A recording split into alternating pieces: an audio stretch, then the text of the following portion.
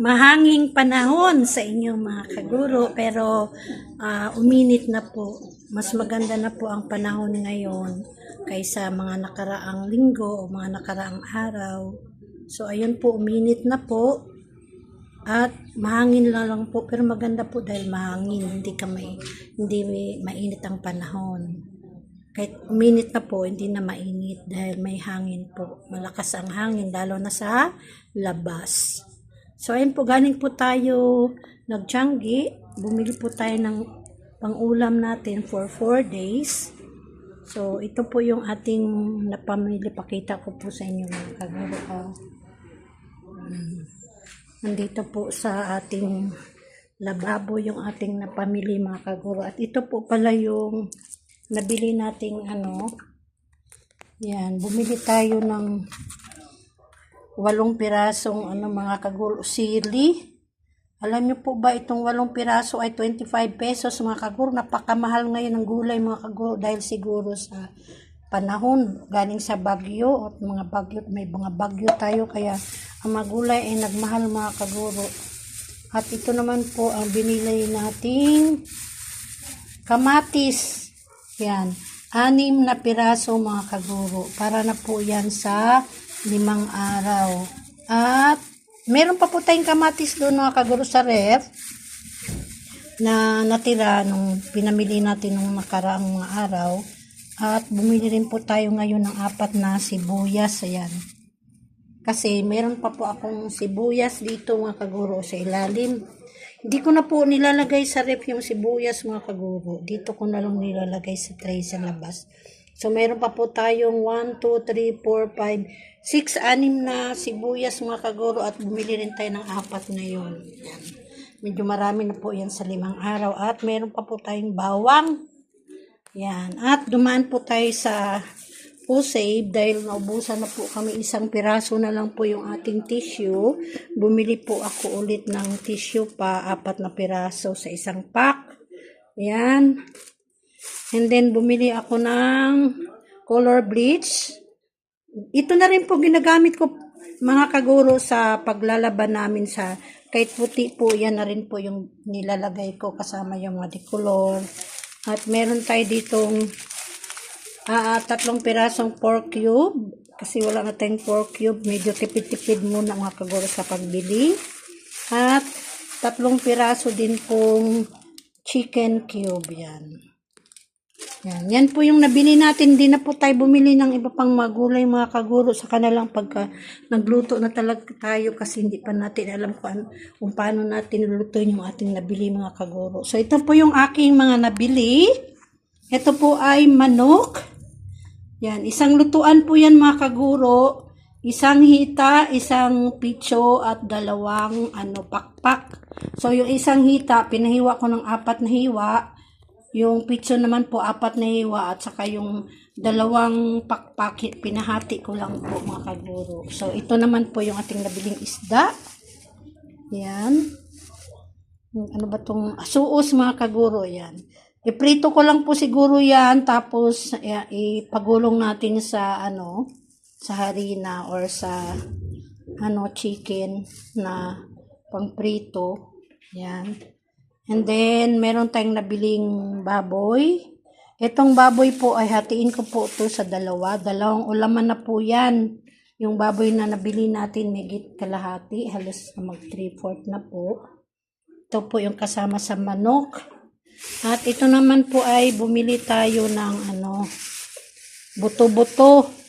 Kasi gusto po to ng anak ko, yung buto-buto mga kaguro. Lalo na kapag ang luto nito ay yung laga na may may mais, saging, cabbage, yung repolyo mga kaguro, kamuti or patatas at saka yung mga kaguro. Yan, saka yung petsay, yun po yung mga nilalagay ko kapag naglaga ako ng buto-buto mga kaguro. Minsan po, pag hindi po namin nilalagay yung buto-buto, ginagawa naming sinigang or sigang na buto-buto.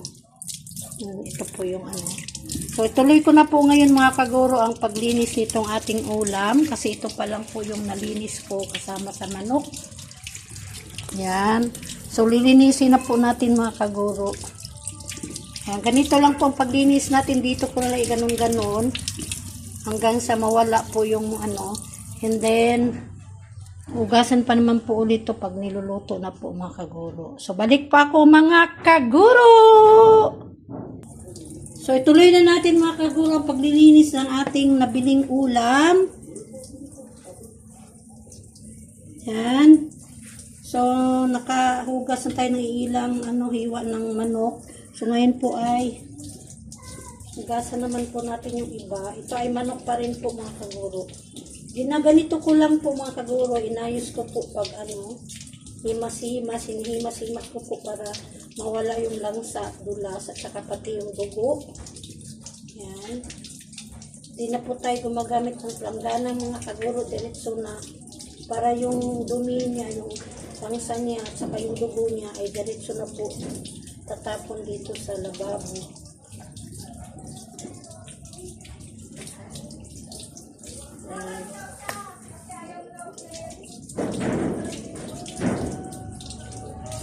Ganon-ganon ko po hinihimas-himas ng mabuti yung niya, saka tinatanggal ito. Kagaya po nito mga kaguro, itong parang atay ng manok, yung matawag nito. Yung ganito mga kaguro, yan, tinatanggal ko po yan, naalis ko.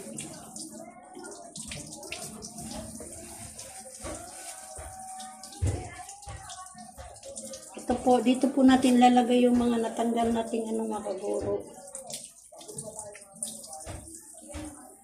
Dito na lang. Ito po yan, lagay natin dito.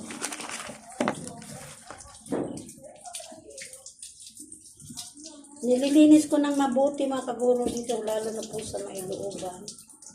Yan.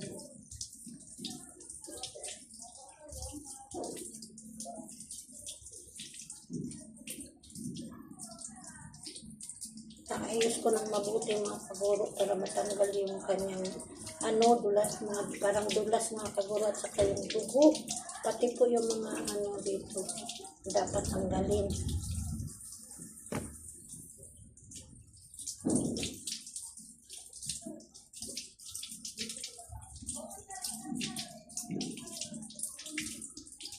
Tansya ko na po mga kaguro yung kung ilang yung bibilin kong manok sa isang lutuan.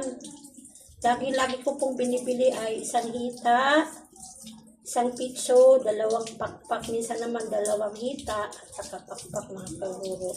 At yan po pag pinapahiwa ko ay magiging 2 hiwa, maging 12 hiwa po mga kaguro, kasi yung isang hita, 4 na hiwa, yung isang pitso, 4 na hiwa, at saka yung yung bibili nating pakpak ay hinahati pa po, kaya yung isang pakpak maging 2 mga kaguro. So equivalent po yun ng 12 hiwa mga kaguro. So sobra-sobra na po yan sa 2 pamilya. Ate, dahil 2 lang naman po sila mga kaguro. Pag nagluto ako, binibigyan ko ng 4 na hiwa or 5 hiwa mga kaguro, kasi 2 lang naman sila. Tapos sila tanta naman, dahil nakabukod na mama niya, dinadalan ko po minsan 3 hiwa. Yan. Yung natira po ay para na po sa amin.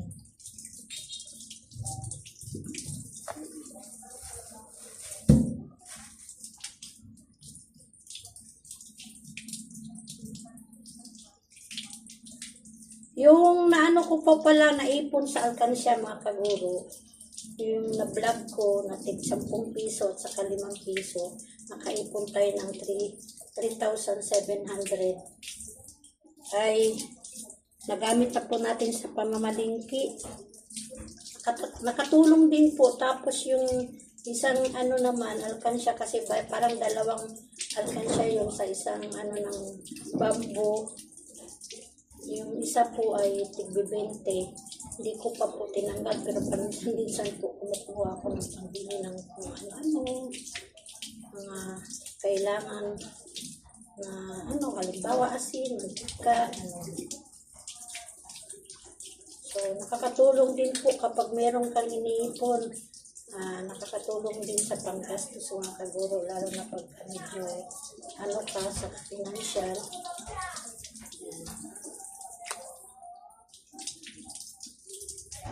So, naisip ko po mga kaguro, yung tig-20 ko dahil nandun pa, hindi ko pa po binuksan.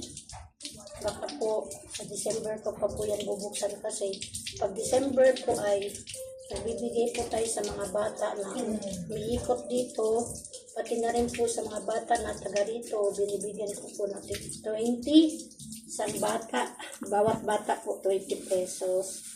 Yun po yung ginagawa ko, nag-iipon ako ng alkansya, tapos binubuksan ko po kapag December. Tapos yun na po yung binibigay ko sa mga bata pamasko pag merong manghihingi po mga kaguro. Tapos candies, yan. Yung taga rito po mga kaguro, pinapapila ko, tinatawag ko, tapos binibigyan ko sila ng 20 pesos.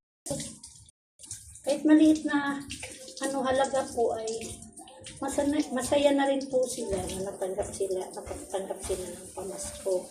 Kasi pag sama-samahin po yung napamaskuhan nila, magiging malaki na rin po.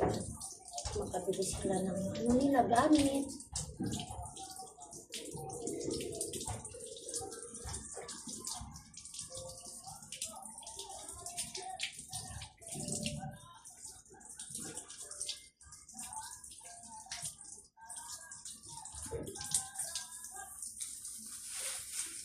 So, isang piraso na lang po.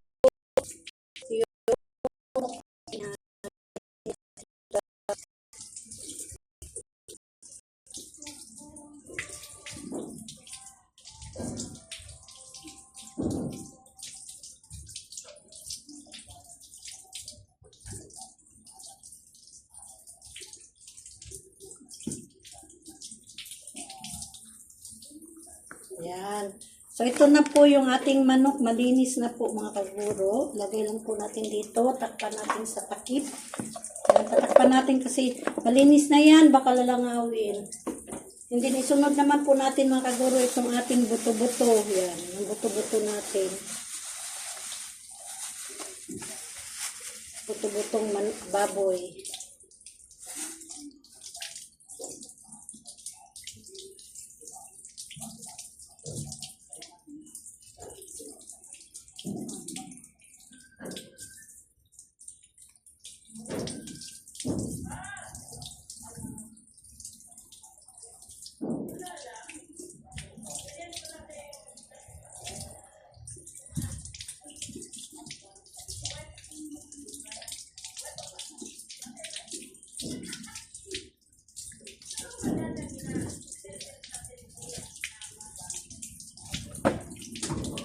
Ito po yung lalagyan natin sa buto-buto. Dito lang po natin papatong yung lagyanan. Ayan.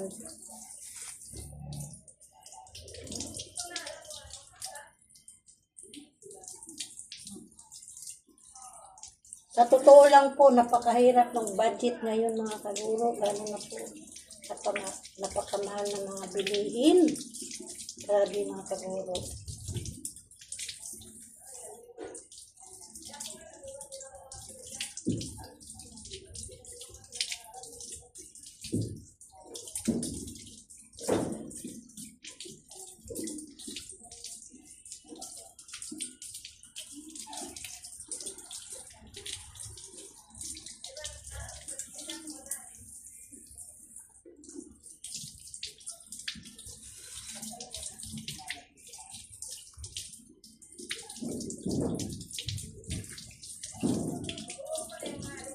Ito ang paghugas natin mga kaguro sa ating nabiling ulam. Hindi po to isang hugas lang po Inayos natin ng mabuti dito ngayon sa paghugas natin para malinis sa paglagay sa ref.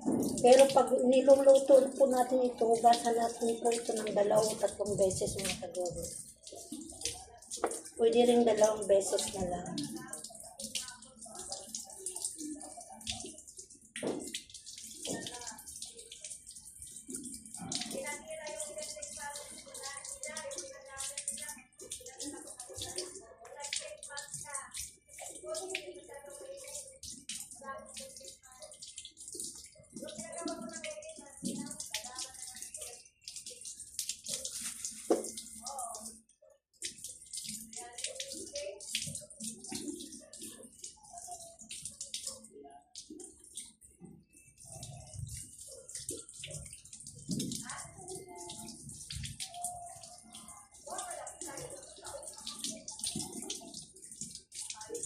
Pag naghugas po tayo sa bawat hiwa mga kaguro, iniikot-ikot ko sa paghugas. Hindi lang sa kabilang side kundi lahat ng ano po mga kaguro. Dinadaanan natin ng tubig para malinis talaga.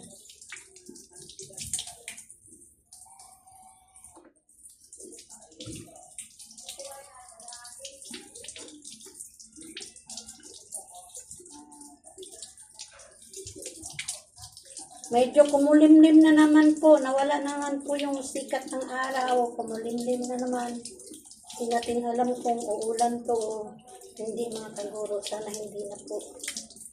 Pero sabi nila may bagyo na naman pong parating mga kaguro. 2 daw. Hindi ko pa po napanood sa balita. Pero sa yun ang sabi nila ate. Na may bagyo na naman po bang darating.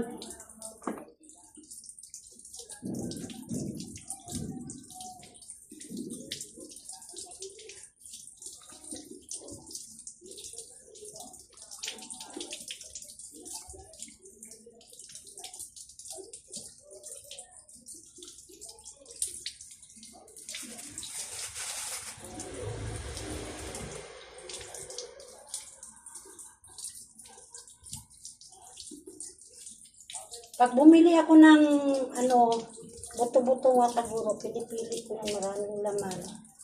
Yung konti, hindi gano'ng malaki yung buto kasi mabigat po sa timbang eh.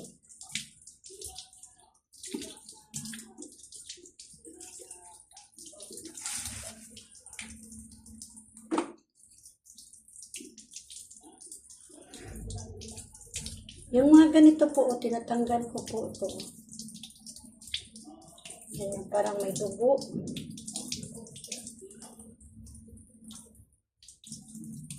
Ito.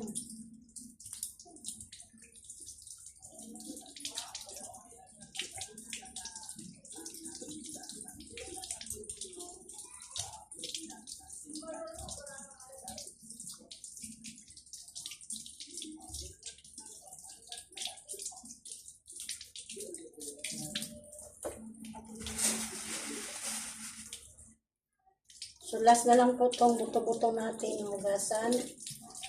Last na hiwa.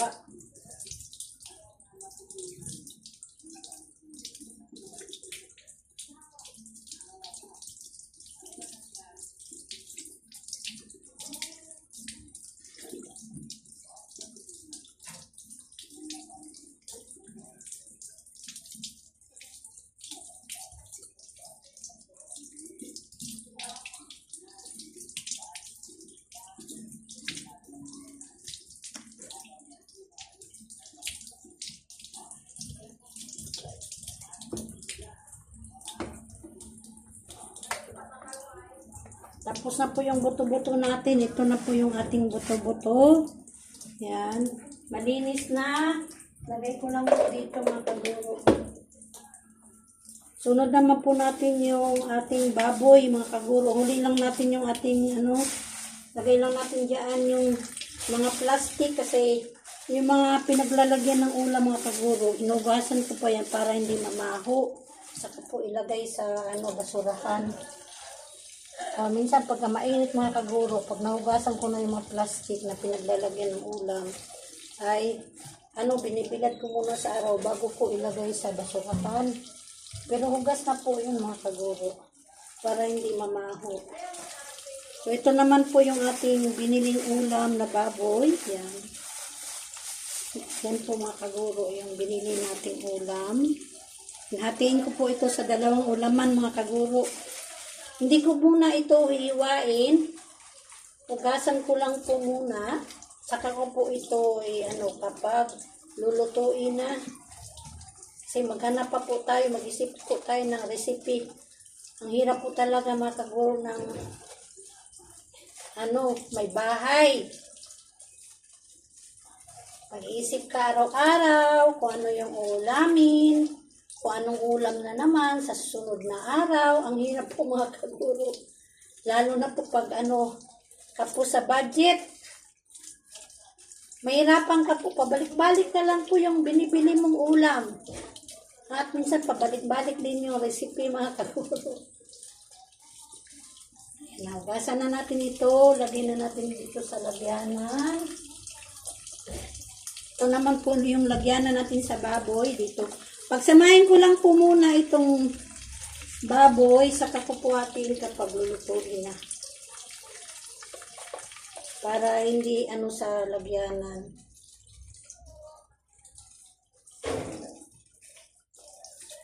So, bali itong baboy na nabili natin ay 2 ulaman na po ito mga kaguro.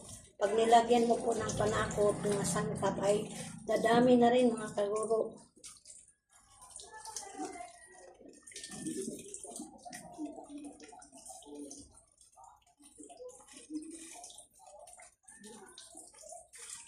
Medyo mahina yung tubig mga kaguro ngayon. Kahapon lalong mahina.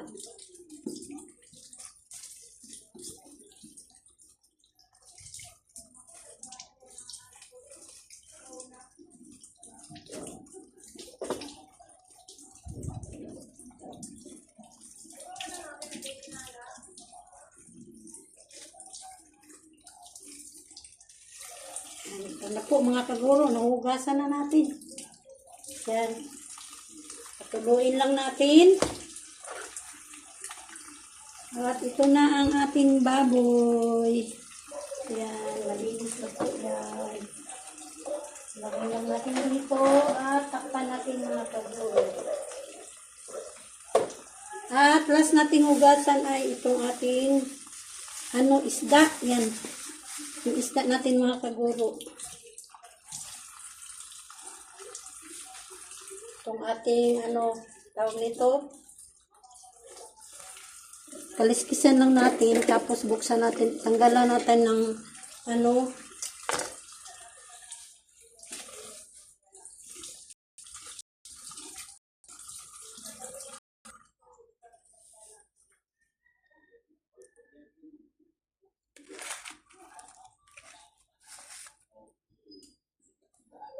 ito po yung ating lagyanan sa mga kaguro. Yung mga naalis natin. At isasahod lang natin dito yung kaliskis niya. Dito tayo magkaliskis para masahod dito sa lagyanan natin sa mga bituka. Kaliskisan lang natin pag ganun mga kaguro. Pati sa kabila.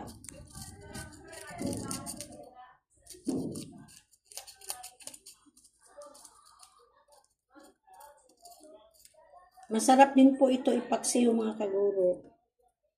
Yan, so malinis na. Buksan lang natin yung bituka, yung tiyan niya. Tapos alisan natin ng ito. Yung tawag nito, hasang. Yan. At dito naman po ay alisin natin yung bituka niya. At saka natin hugasan dito sa tubig.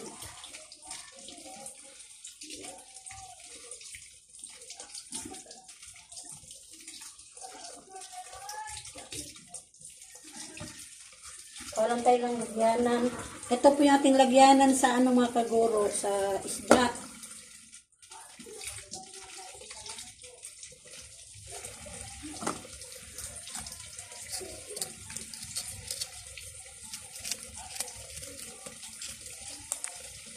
Gandahan lang po natin tanggalin yung hasang para masahod talaga dito at hindi po tatalsik sa malayo. Hindi naman po siya mahirap tanggalan ng mga kaguro, ng kaliskis. Tapos butasan natin dito. Ayan. Salisin natin yung bituka niya.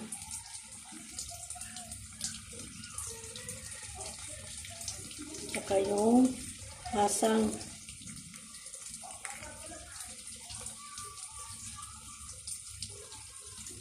Yan po. Gasa natin.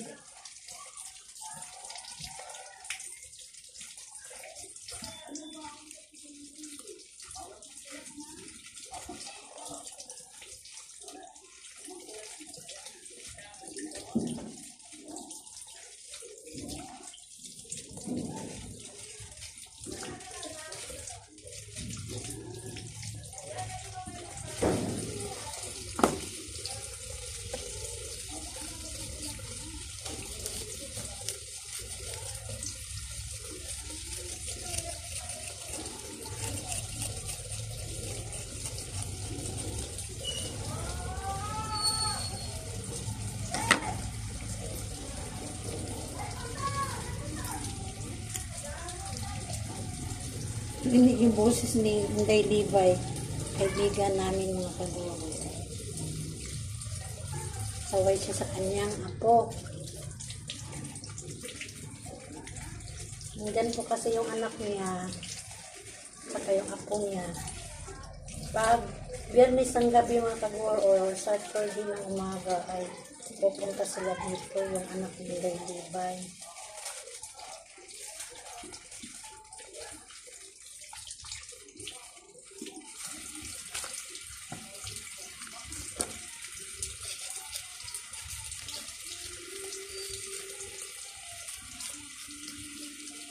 So, ganito lamang po. Simple lang. Saglit ko naman. Saka, hindi ka matitinik kasi po, maliit lang naman yung niya, yung tinik niya.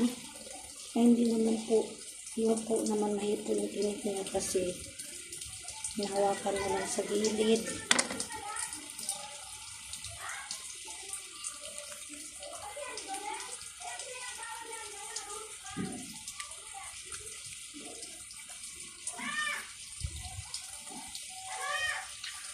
Inday Libay.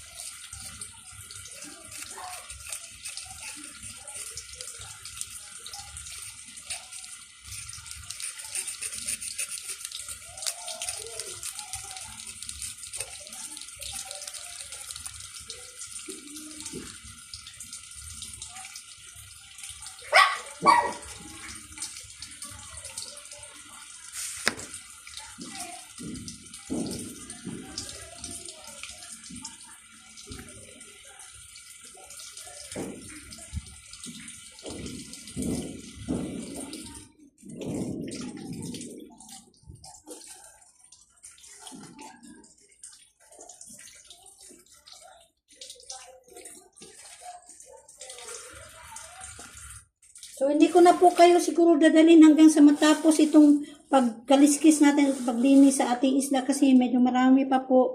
Balik po ako mga kaguro! Yan, tapos na tayo mga kaguro sa paglinis ng ating isda. At ito na po yung bituka niya, oh.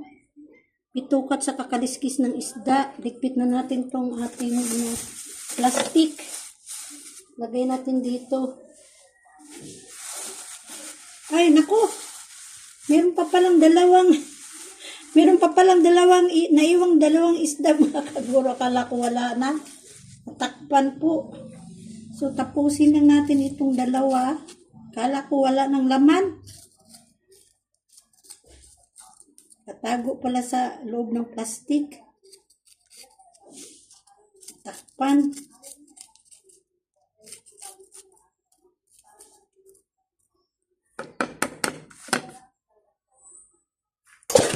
Ay, sorry po. Naku, natumba yung ating cellphone. Sorry. So, ayan na po. Tanggalan natin ulit ng bituka. Itong natirang isda, yung dalawang isda pa pala naiwan.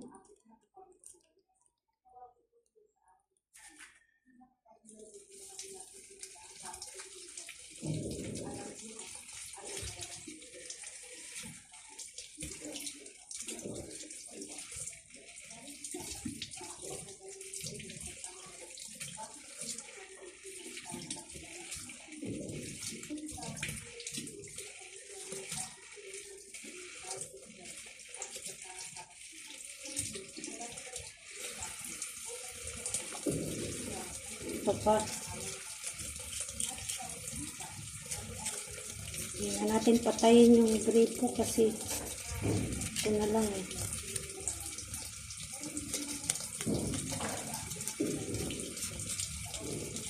Yan.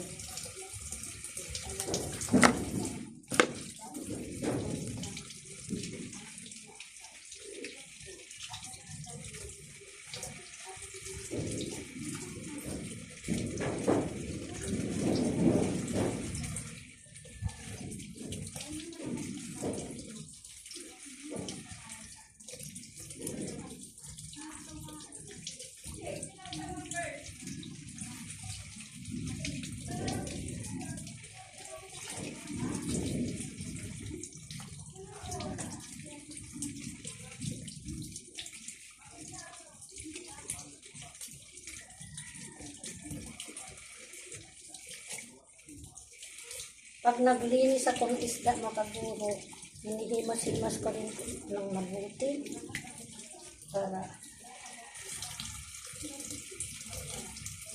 so, tapos na po talaga mga kaguro. Lagay lang po natin itong plastic sa baba at ito ay mga bituka. Gano'n na natin dahil ilalagay natin ito sa kaning baboy. At ito, tabi po muna natin mga kaguro itong nalinis natin isda. Lagay natin dito para malinis natin. Linisin lang po natin mga kaguro itong plastic. Hugasan lang po natin mga kaguro yung plastic na pinaglalagyan ng isda or yung ulam mga kaguro para mawala yung kanyang amoy. Dahil po wala namang, hindi na po uminit, makulimlim na po. Tuluin lang po natin itong hugasan natin, lagay lang natin dito. Patuluin lang natin siya, saka natin ilalagay sa basurahan. Kasi pag ilagay mo po ito mga kaguro na yung pinaglalagyan ng ulam, yung nagpamalingki natin, pag ilagay mo diretso mga kaguro na may dugo-dugo pa, may langsa, madali kung ano yun sa langaw, tapos uurin po mga kaguro yung basurahan natin. Kasi naamoy ng mga langaw.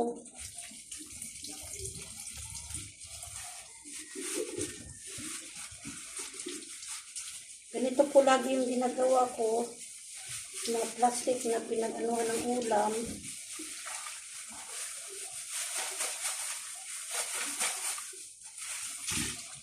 Inugasan ko po.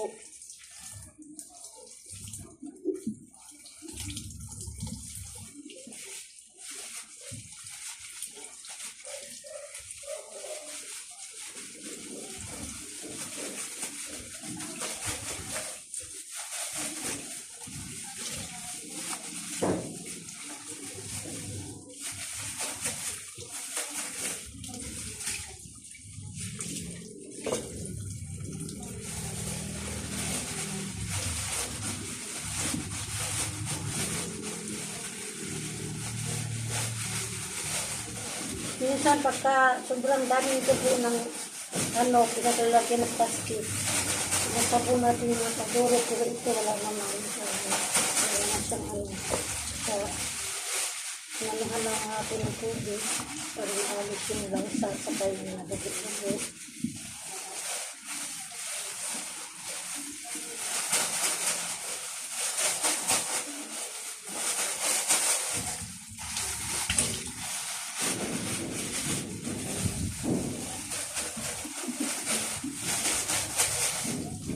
Yung mga plastic naman po na pinaglalagyan ng gulay, kasi hindi na malinis naman po yun, hindi naman malangsa, ginagamit natin mga kaguro, lalo na pagka malaking plastic.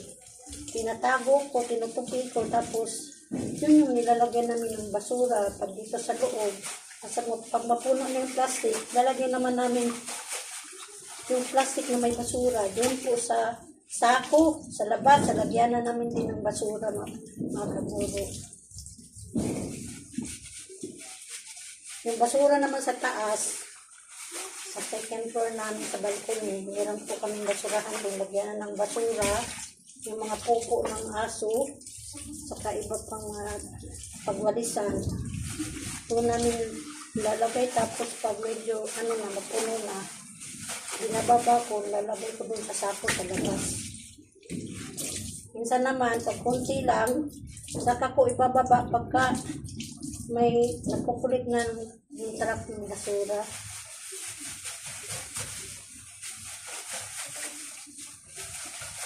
Dito naman sa may kusina, meron plastic lang po yung ginagamit ko mga kaguro. Lagyanan ng mga naging basura dito sa may kusina. Tapos, lalagay namin doon pag puno na. So, tapos ko na nahugasan mga kaguro, ito na po, hugasan po itong plastic na to. Patuluin lang natin bago natin ilagay sa sa basurahan. At tugasan na rin po natin yung ating kutsilyo na ginamit sa paglinis ng ulam. Hinabon ko lang para maalis yung langsa. Yan.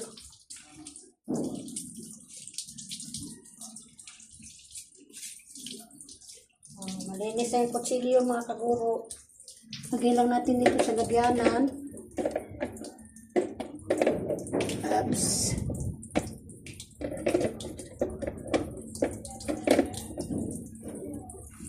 At ito namang ating sangkalan, ito mga kagurong sangkalan natin, ugasan din natin. Kasi malangsa.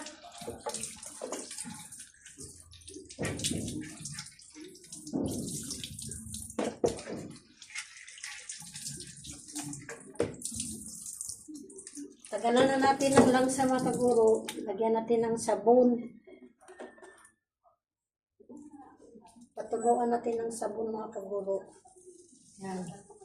Tapos ganunin para maalis yung amoy at saka langsa.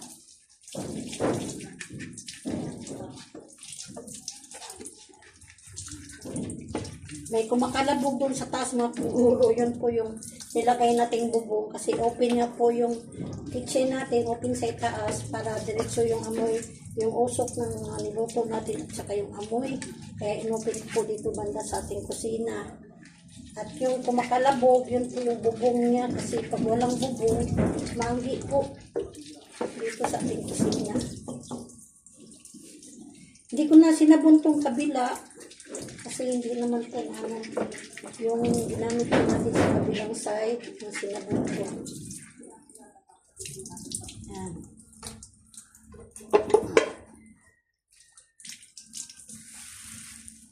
So ito na po yung ating ano.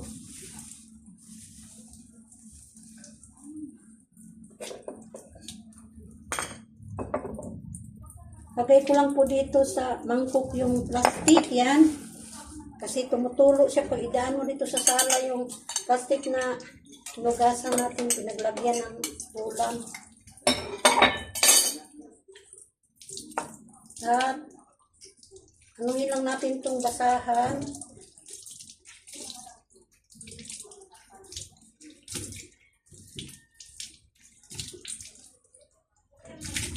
Basa natin dito mga kaguro. Basa natin dito kasi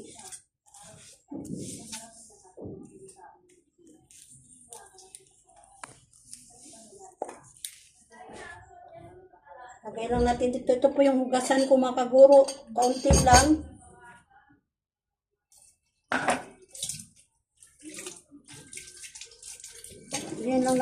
Lagyan lang natin ng sabon mga kaguro itong ating ano. Ito po mga kaguro yung sabon natin to. Ano po to? In order po, tinitimpa lang po. Sabon sa plato. Matagal maubos kasi bumibili tayo ng ganito mga kaguro. Ang sabon sa plato. So, meron itong sabon. Ano lang natin dito para matanggal yung langsa mga kaguro. Nakakit pala ito.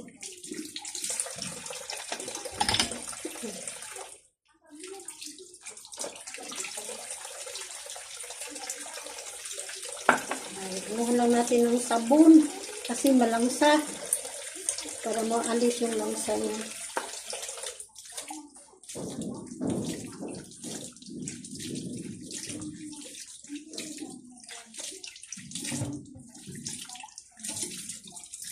Mamaya po ay linisin natin itong lababo.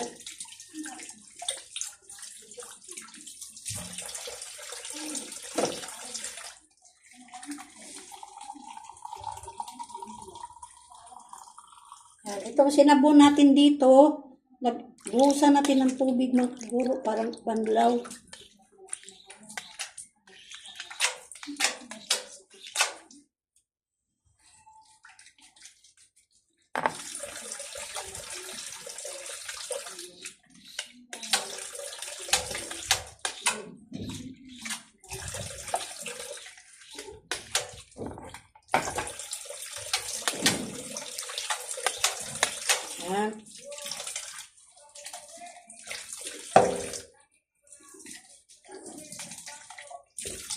natin kasi malinis yan.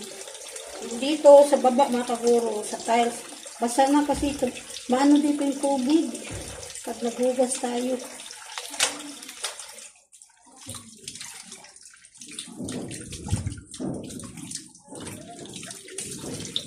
So ito pong bituka at saka yung hasang niya, lagay natin mamaya doon sa lagyanan ng kaning baboy na lagyanan ng pinturang malaki mga kaguro. Saka ito sabay natin to baba. At ito naman po mga kaguro yung ating ano. Yan yung lagyanan ng ating ulam. 1, 2, 3, 4. 4 na layer mga kaguro yung ilagyan natin sa ulam. Ito yung ano, isda, ito yung baboy, ito yung buto-buto, ito yung baboy, ito yung buto-buto, ito naman po yung laman ng baboy. So yan, lagay na po natin ito sa isa-isa sa ref mga kaguro.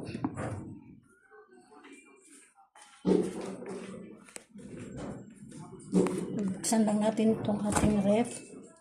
Yan po.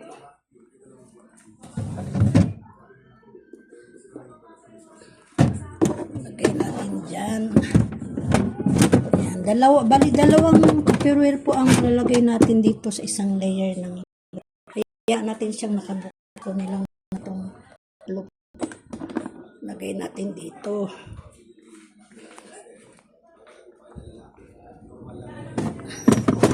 Yan, dalawa na po yan. Sara lang natin. Tapos dito din sa baba, dyan natin lalagay yung dalawa pang naiwan ito. Tapos na tayo sa paglinis ng ating ulam mga kaguro. Yan. So, ayusin lang natin. Yan siya. Saka yung naiwan na. Ito.